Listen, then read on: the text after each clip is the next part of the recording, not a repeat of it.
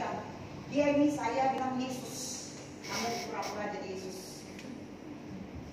Ini kamu murid Kristus. Dan dia adalah upah murid Kristus. Saudara paham ya? Sekarang kamu pegang ininya. Iya. Kamu maju dikit. Dulu. Sama-sama. Iya. Kamu cari ini. Kamu jalan ke mana saja sampai turun, biarkan mereka ikut. Oke? Di mana Yesus berjalan, muridnya ikut jalan. Waktu muridnya ikut, upahnya ikut. Paham? Paham nggak? Ya.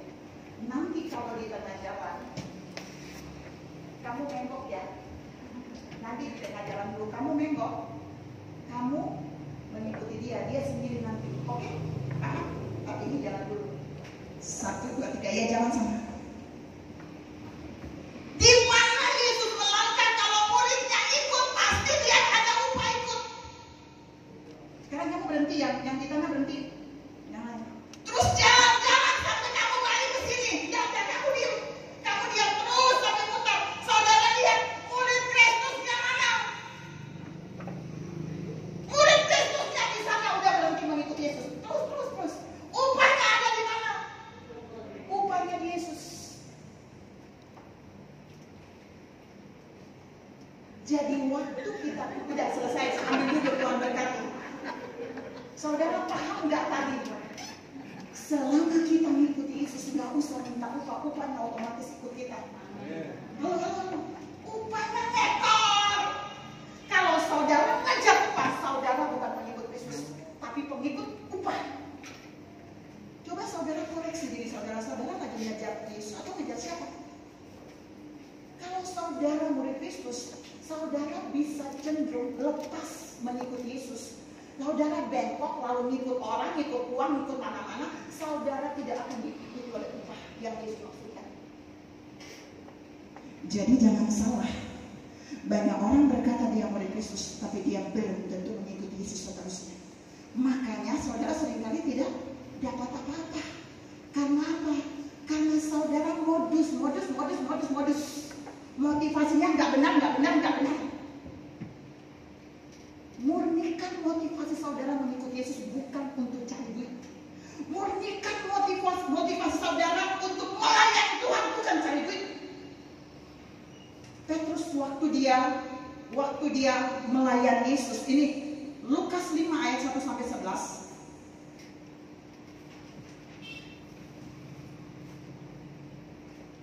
Lukas 5 ayat 1 sampai 11. Alkitab berkata di sana, perhatikan. Di sana Petrus dia menangkap ikan karena Yesus menyuruh dia menebarkan jala di sebelah kanan perahu kan. Ini pagi juga saya bilang, tapi di firman yang berbeda. Petrus benar-benar murid Kristus. Kenapa? Waktu semalam-malaman dia tidak dapat ikan, besoknya Yesus bilang tebarkan jala di sebelah kanan perahu. Dia ikut kayak tadi. Jelas waktu dia ngikut upahnya ada dong. Alkitab membuktikan bahwa waktu dia menebarkan jala, maka dia mendapatkan ikan yang banyak. Saudara dan saya sering tidak cukup. Hidup nggak cukup. Karena apa? Karena motivasi mengikuti Yesus tidak murni. Saudara bisa membangkang, tapi hidup saudara akan melihat, akan menunjukkan, akan terbuka. Oh ya, ini kurang. Ada yang error. Kalau orang ikut Yesus, upahnya aja dijamin 100% kok. 100 kali lipat. Selama saudara mengikut dia, percaya atau tidak, upah itu akan ikut saudara. Kalau uang ikut saudara, kalau apa aja itu ikut saudara. Waktu Petrus menebarkan jala, Petrusnya yang kejar ikan atau ikan ngejar jalannya Petrus? Ikannya yang ngejar jalan Petrus. Halo. Waktu saudara dan saya benar-benar taat pada apa yang Tuhan mau, Tuhan akan buat berkat itu mengikuti kita. upah itu akan datang kepada kita, bukan kita jual cerita untuk dapat upah. Saudara-saudara yang saya kasih dalam Tuhan Yesus Kristus, Tuhan mau bilang buat saudara dan saya bahwa tokoh Petrus, dia memang banyak ditegur oleh Yesus dalam pelayanan Yesus, tapi dia dimurnikan ketika Yesus terus membawa dia mau mengikuti Yesus sungguh-sungguh. Dan Alkitab membuktikan dia memang dipakai luar biasa dibanding dengan 11 murid yang lain. Saudara-saudara yang saya kasih dalam Tuhan Yesus Kristus, di poin ini Tuhan mau bilang buat saudara dan saya, gak usah kejar upah, tapi kejar Yesus. Berhenti mengejar uang, tapi kejar Yesus. Berhenti mengejar materi, tapi kejar Yesus. Kalau saudara benar-benar jadi murid Yesus, ikut Yesus. Lakukan bagian yang Yesus perintahkan. Ikut, ngintil dia terus. Maka saudara akan lihat berkat upah itu akan mengikuti saudara dan saya. Yang kedua, poin yang kedua, 1 Korintus 9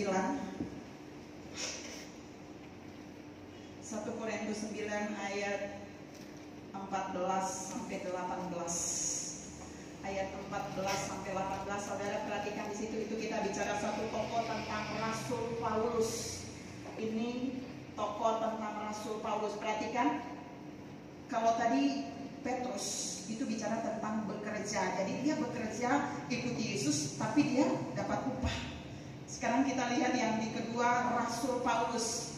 Rasul Paulus bilang di dalam firman itu, bilang begini, orang yang memberitakan Injil dapat upahnya dari apa? Orang yang memberitakan Injil katanya dapat upah dari pemberitaannya. Paham ya? Itu biasa. Tapi ada yang luar biasa di bawah ayat itu, bahwa jika aku memberitakan Injil, apakah upahku?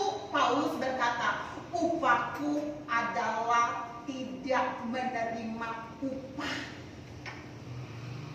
Berani enggak saudara melayani bertahun-tahun dan tidak akan dibayar? Berani enggak?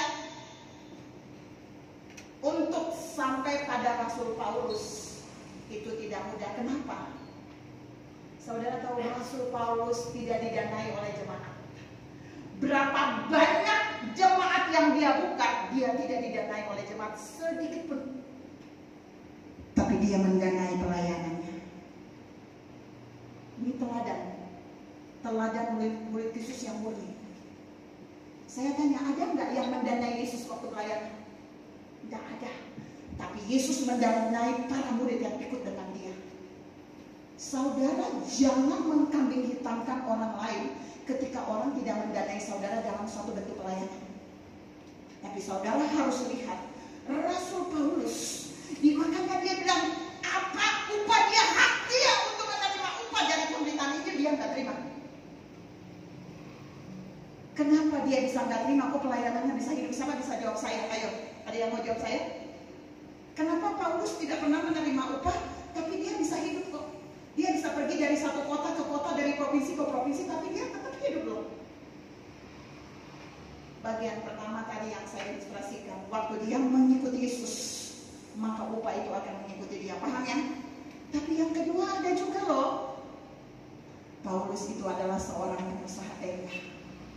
Dia menjual tenda, hasilnya dia bisa mendanai pelayan. Makanya kalau jadi pelayan Tuhan, tidak usah bergantung sama manusia. Selama masih kuat, pakai keahlian yang Tuhan taruh di dalam kita untuk bisa menjadi berkat. Bukan mau diberkati saja, harus jadi berkat. Saudara-saudara yang saya kasih dalam Tuhan Yesus Kristus, Paulus bilang buat saudara dan saya hari ini, aku tidak menggunakan hakku dalam pemberitaan Injil untuk menerima upah, tapi upahku adalah tidak menerima upah. Berapa banyak saudara dan saya di sini sering mau hakku, aku punya hak, mana kewajibanmu? Hak doang. Kalau saudara hanya menuntut hak, tapi tidak pernah melakukan kewajiban, saudara tidak sadar bahwa saudara bukan menunjukkan murid Kristus yang sejati. Paulus aja haknya tidak dia ambil. Jangan salah. Tuhan sedang menegur saudara dan saya siang ini bahwa kita perlu belajar dari Rasul Paulus. Kita mungkin belajar dari pemain musik di sini. Mereka melayani tanpa upah. Pelayanan mimbar juga harus bisa bayar harga untuk memberikan upahnya bagi pelayanan Tuhan. Jangan tunggu upah dari hasil pelayanan. Karena orang yang melayani Tuhan tidak akan miskin kecuali orangnya error nggak beres. Oh, buktinya jahat banget. Ini teguran. Rasul Paulus tidak pernah mengalami kekurangan di dalam pelayanan penginjilannya karena dia tidak bergantung pada uang dari pelayanan. Tuhan bilang buat saudara dan saya, jangan pernah bergantung kepada apapun yang dunia berikan. Saudara tahu waktu terjadi corona, siapa yang bergantung pada pekerjaan dan kemudian dipecat langsung drop, benar? Siapa yang bergantung pada pelayanan, uang dari pelayanan langsung drop. Tapi orang-orang yang murni yang bergantung pada Tuhan, dia tetap diberkati di tengah masa corona, bahkan lebih dari sebelumnya. Saya sering menulis dan saya sering bilang gini, karisma membawa seseorang sampai pada puncak, tapi karakter itu akan membuat seseorang bertahan di puncak. Saudara pilih mana, mau naik puncak atau bertahan di puncak? Harus dua-duanya. Kalau cuma naik di puncak gak bertahan, ya jangan. Perlu karisma, tapi juga perlu karakter. Rasul Paulus punya karakter yang membuat dia bertahan di dalam pelayanan dengan upah yang luar biasa. Dan hari ini Tuhan bilang buat saudara, sebenarnya lebih dahsyat orang yang melayani dengan pelayanan sekuler. Maksudnya apa, Bu? Dia melayani Tuhan tapi dia juga punya gaji. Itu dia gak gampang jatuh. Karena apa? Dia tidak akan mengandalkan uang dari pelayanan. Ini banyak terjadi. Tapi orang yang pelayanan full, kalau dia tidak sungguh-sungguh, dia akan jatuh dalam roh tamak, roh mamon, roh cinta uang. Itu pasti. Tapi kalau orang yang punya uang di luar pelayanan, dia bisa menghasilkan di dunia sekuler, dia lebih murni. Kelihatannya lebih murni. Tapi tidak semua dong. Ada orang juga yang full timer, dia pasti murni. Tapi tergantung dari karakternya. Tuhan sedang bilang siang ini buat saudara, kita belajar dari tokoh Rasul Paulus.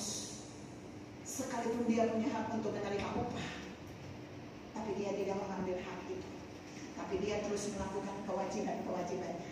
Berapa banyak saudara tuntut hak saudara tapi tidak pernah melakukan kewajiban.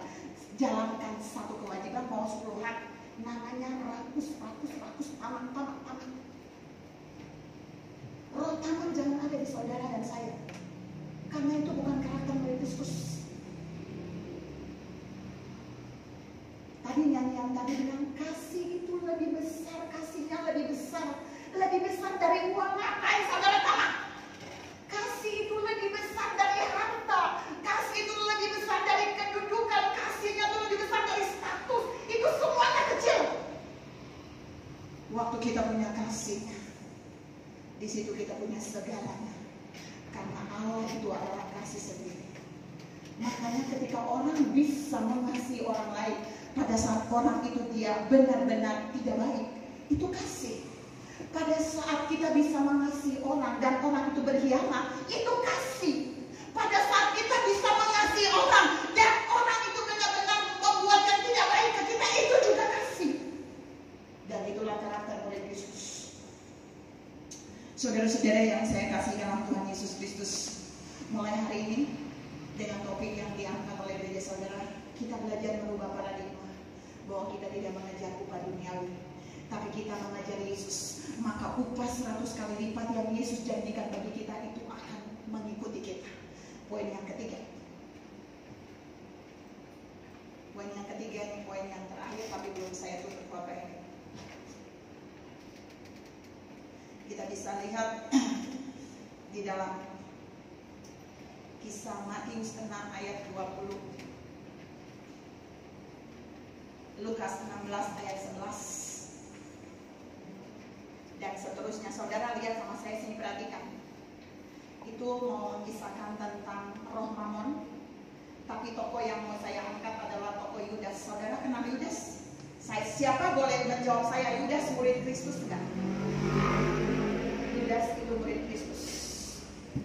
Tapi Tapi ada satu peristiwa yang luar biasa waktu Yesus keluar dari Taman Getsemani. Yudas sok melayani Yesus. Yudas pura-pura ikut Yesus. Gimana sih, Bu? Waktu Yesus keluar dari pintu Taman Getsemani, Yudas ngikut Yesus. Lalu Yudas memeluk Yesus dan mencium. Kan dia ngikut Yesus. Kan bagus, Bu Tina. Yudas dapat upah gak untuk mencium Yesus? Ayo, Bu Kardian jawab saya. Yudas dapat upah untuk mencium Yesus gak, Bu Kardian? Dapat dari siapa, Bu Kardian? Gak dapat dong. Yudas tidak dapat upah ketika dia mencium Yesus. Karena ciuman pengkhianat. Padahal dia murid Kristus. Yudas melayani, mengikuti Yesus pada detik di Taman Getsemani untuk mendapat upah dari para imam-imam dan ahli Taurat. Mereka udah kongsi kerjasama. Ada murid Kristus, saudara bisa seperti Yudas kalau saudara nggak sungguh-sungguh. Dia dekat dengan Yesus, dia orang kepercayaan Yesus, dia melayani, mengikuti Yesus.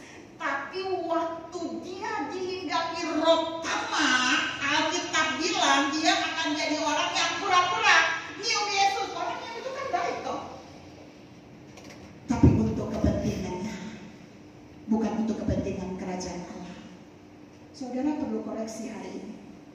Saudara sedang mempergunakan apa yang Tuhan berikan untuk kepentinganmu atau untuk kerajaan Allah. Kalau saudara terus ngejar untuk kepentingan saudara, saudara apa bedanya dengan Yudas? Wah, Bu Tina garang banget. Enggak. Artinya saudara nggak boleh adopsi roh Yudas. Yudas murid Kristus yang gagal untuk menerima upah. Murid Kristus yang tidak berhasil mendapatkan upah pada akhir finish. Dan kita tidak boleh jadi seperti itu. Alkitab berkata, Yudas mendapat upah 30 keping perak dari ahli Taurat. Saudara tahu nggak 30 keping perak jika dirupiahkan untuk menjadi UMR dalam rupiah Indonesia, itu bisa membayar gaji 4 bulan satu karyawan. Saya pakai UMR yang paling menengah saja. Kalau UMR-nya sekitar 3 juta, berarti 3 kali 4 bulan dia akan dapat 12 juta. Itu kurs dulu waktu dia menjual Yesus. Saudara perhatikan nggak? Yudas mau uang datang cepat, tapi tidak ada yang dia korbankan. Padahal orang yang mau mengikuti Yesus, yang mau dapat 100 kali lipat, Alkitab bilang harus ada yang dia tinggalkan, harus ada yang dia korbankan. Ladangnya, keluarganya, istri, ibu, anak, saudaranya, itu harus ada yang dia korbankan. Yang tadi di ayat kita baca, pengorbanan harus kita berikan untuk mengikuti Yesus. Tapi kalau nggak ada korban, saudara dapat upah, itu namanya maling. Kok keras banget sih, Bu?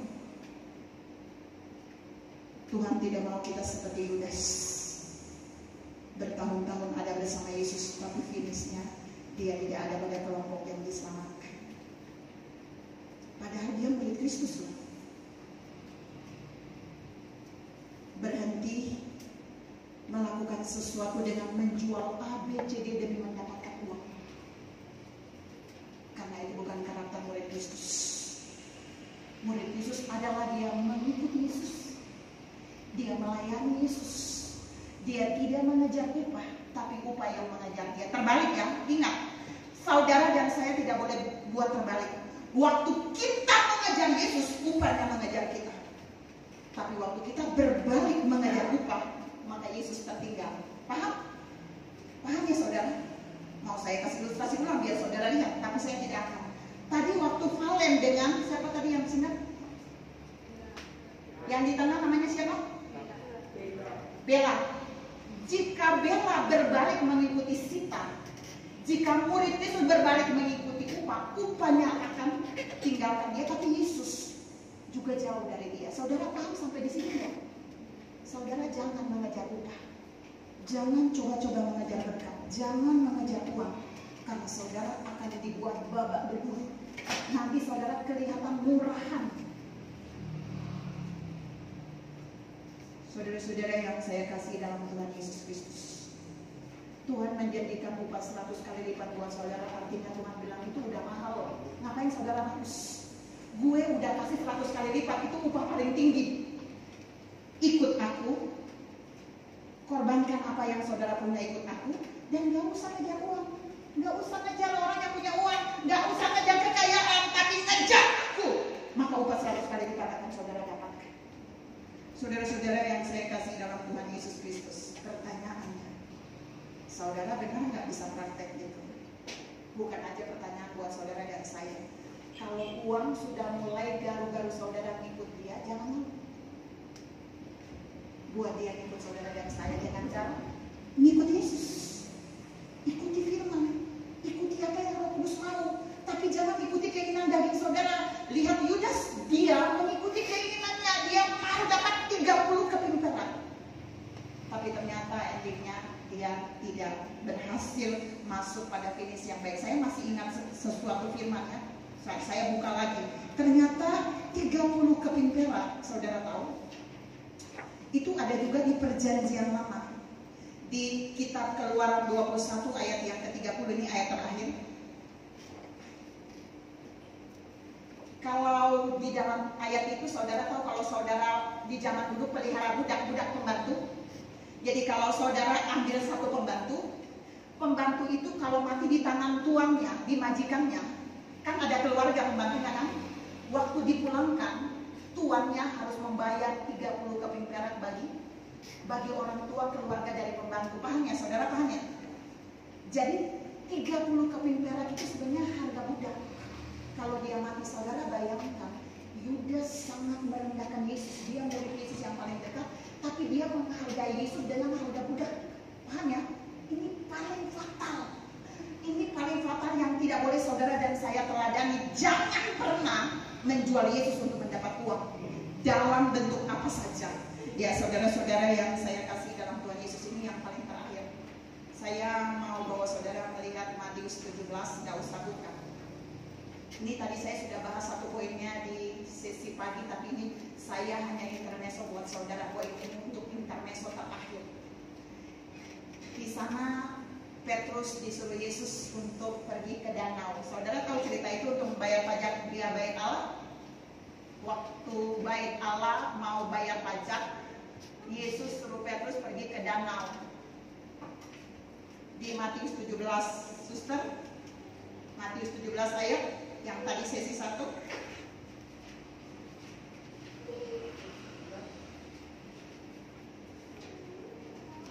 Matius 17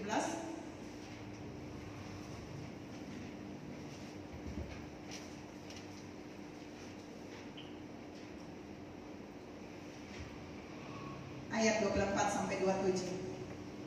Matius 17 ayat 24 sampai 27. Kalau saudara lihat baik-baik, di situ Yesus suruh Petrus pergi apa? Siapa tolong jawab saya? Coba Matius 17 ayat 24 sampai ke 27. Coba baca sebentar saudara, lalu saudara lihat Petrus disuruh Yesus pergi apa? Halo? Ada yang sudah baca? Kecuali Ibu Gembala, nggak usah jawab. Ada yang baca? Yang bisa jawab saya? Ini paling terakhir intermezzonya. Petrus disuruh apa saudara? Apa suster? Disuruh memancing. Halo saudara, lihat saudara kok bingung, lihat sini lihat. Disuruh pergi memancing. Memancing sama dengan bekerja enggak? Halo? Ibu Nugroho, memancing sama dengan bekerja? Enggak sama. Bu Alex, memancing sama dengan? Sama dengan apa? Apa-apa? Iya, kegiatan apa Bu? Kalau saya saya suruh saudara pergi memancing, itu berarti saudara sedang refreshing. Aduh.